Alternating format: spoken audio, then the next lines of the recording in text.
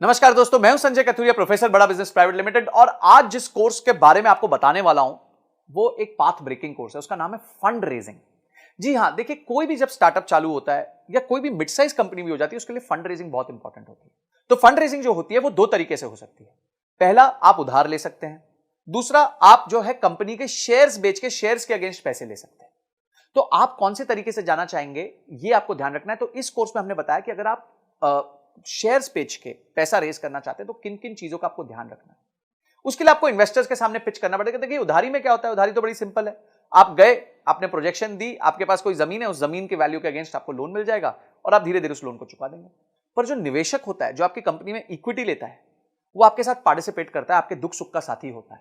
तो इसीलिए उसको आपका बिजनेस के समझना बहुत ज्यादा जरूरी होता है। और इसमें आपको बहुत चीजों का ध्यान रखना पड़ता है। पहले आपको ध्यान रखना पड़ता है कि किस तरीके के निवेशक को आपको आपको जिसको पास जाना चाहिए, आपका ऑब्जेक्टिव क्या है फंड रेज करने का, आपको इन्वेस्टमेंट चाहिए क्यों, आपका बजट क्या है, आप क्या करोगे उस पैसे के साथ। उसके बाद जब आप पैसे ले लोगे तो उसमें कहां उसको निवेश करोगे, निवेश करने के बाद किस तरह के रिटर्न्स कमा के दोगे। समझिए, आज आपका रेवेन्यू 1 करोड़ रुपए साल का है और आपने 5 करोड़ रुपए रेज किए, तो इस 5 करोड़ के साथ क्या आप अपने बिजनेस को 1 करोड़ रुपए साल के से लेके 10 करोड़ तक लेके जा सकते हैं।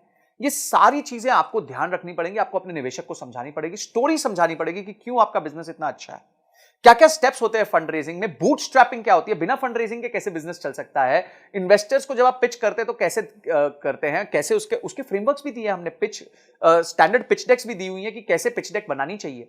उसके बाद आपके प्रोटोटाइप्स क्या होते हैं पिचिंग के, आपके टर्म शीट क्या होती है, ड्यू डिलिजेंस क्या होता है जब लोग आपके बिजनेस को आके समझते हैं। उसके बाद किस तरीके का पेपर वर्क होता है, आपका शेयर होल्डर एग्रीमेंट क्या होता है, शेयर सब्सक्रिप्शन एग्रीमेंट क्या होता है, कंपनी की वैल्यू कैसे तय की जाती है कि भाई ये कंपनी 100 रुपए की है कि 200 रुपए की है। उसके बाद आप एंजल इन्वेस्टमेंट कैसे ला सकते हैं, वेंचर कैपिटलिस्ट को कैसे ला सकते हैं। और उसके साथ साथ हमने ये देखा है कि कुछ अच्छे एंटरप्रेन्योर्स से मिलके हमने ये पता किया कि उन्होंने फंड रेज कैसे किया था, उनकी जर्नी कैसी रही है, उनके लिए कभी क्या प्रॉब्लम्स आई और उस प्रॉब्लम्स को उन्होंने कैसे सॉल्व किया। और अंत में जाके बॉम्बे स्टॉक एक्सचेंज में घंटी बजानी है, आईपीओ लेके आना है। तो किस तरीके से आप अपने बिजनेस को बिल्ड कर सकते हैं, कि इन्वेस्टमेंट बैंकर कौन होता है, उसका रोल क्या होता है आपके बिजनेस में, और किस तरीके से आपको फंड लाके देता है। आप उसके बाद इन्वेस्टर रिलेशंस कैसे मैनेज करते हैं, जब निवेशक बोर्ड पे आ जाता है उसके साथ कैसे अपना आप रिलेशन मैनेज करेंगे। ऐसी 32 पावरफुल वीडियोस हमने बनाई हैं जिसमें case studies, examples, real life cases हमने लिए हैं, जिसको आप यूज करके फंड रेजिंग कर सकते हैं। तो बाप रे, इतना सुनने के बाद ही आपको मन करना चाहिए कि मैं इस कोर्स को अनलॉक कर लूं, इमीडिएटली अनलॉक कर लूं और जाके सारे वीडियोस को ध्यान से पढूं, उसको इंप्लीमेंट करूं और उसके बाद उसके रीडिंग मटेरियल्स को पढ़ के उसको और डीप में समझूं। तो ये सारी चीजें हमारे एक ही कोर्स में इतना सब आपको मिल जाएगा, इतनी सारी आपकी प्रॉब्लम सॉल्व हो जाएंगी। आपका गोल है अगर कि कंपनी के लिए फंड रेज करना है, तो आप इस वीडियोस को देख के बहुत अपने आप को इक्विप कर सकते हैं, प्रिपेयर कर सकते हैं। इसके साथ हमने 450 फंड्स की लिस्ट भी दी है जिनको आप अप्रोच कर सकते हैं, उनके फोन नंबर के साथ, उनके किसको आपको अप्रोच करना है उसके साथ। ये सारी चीजें हमने इसके साथ फ्री रिसोर्सेज दिए हुए हैं। तो इमीडिएटली जो है एक्शन लीजिए, क्योंकि एक्शन के बिना कोई परिवर्तन नहीं आएगा, कोई चेंज नहीं आएगा।